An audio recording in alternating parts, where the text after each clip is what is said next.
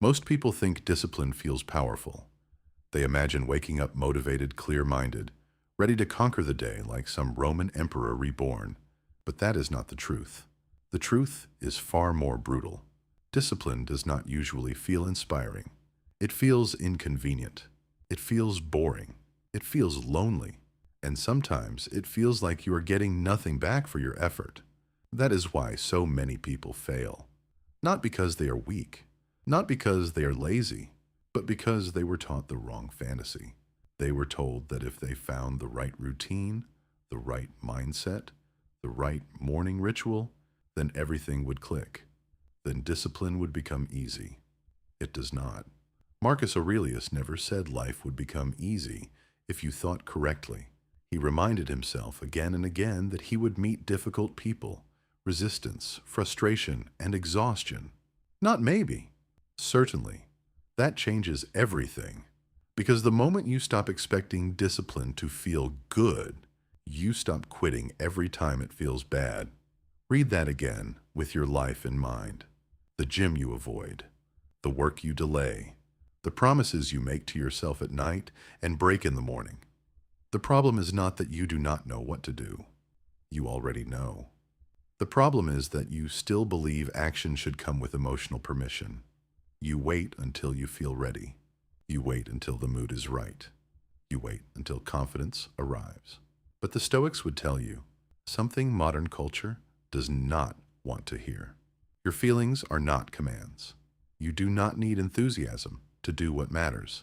You do not need confidence to begin. You do not need motivation to continue.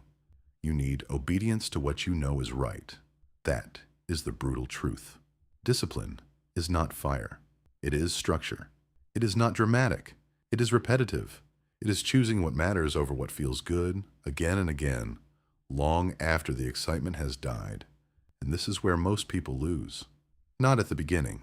At the beginning, everybody is strong. They buy the notebook. They set the goals. They delete the distractions. They announce the comeback. But a few days later, real life arrives. The weather is cold. The phone is louder. The progress is invisible. The mind starts negotiating. One day off becomes 1 week. One excuse becomes an identity.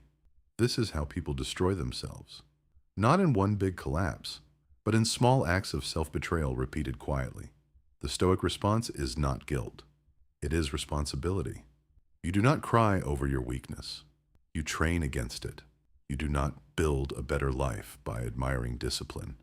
You build it by practicing it when no one is watching, when your bed is warm and the morning is dark, when your friends laugh at your standards, when your effort brings no applause, when the reward is delayed and the sacrifice is immediate.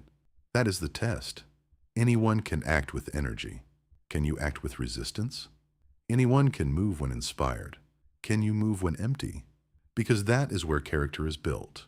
Europe, like the rest of the world, is full of comfort, fast pleasure, easy distraction, soft routines that slowly make people fragile. And fragility always feels harmless at first. Skipping one task, breaking one promise, lowering one standard. But over time, you teach yourself something dangerous, that your word means nothing. And once you stop trusting yourself, everything gets harder. Work becomes heavier. Goals become foggier. Life becomes smaller. This is why discipline is not about productivity. It is about self-respect. Every kept promise repairs your mind. Every finished task sends a message. I do what I say. I can rely on myself. I am not ruled by impulse. That is power. Not flashy power. Not social media power. Real power. The kind no one can give you and no one can take away. So stop asking whether discipline feels natural. Stop asking whether the process is enjoyable. Stop asking whether other people understand your standards. Ask one question only. What is the right thing to do now? Then do it. Do it badly, if needed. Do it tired. Do it annoyed. Do it uncertain. But do it. Because a strong life is not built by rare moments of greatness. It is built by ordinary moments of refusal. Refusal to drift. Refusal to negotiate with weakness. Refusal to become the kind of person who always has a reason, but never a result. Marcus Aurelius wrote for himself, not for applause. That is another lesson. The real battle is private. It is you against your excuses. You against your comfort. You against the version of yourself that wants a softer path and a smaller life. Win that battle, and everything changes. Not because life becomes easier, but because you become harder to break. And in a weak world, that may be the greatest advantage of all.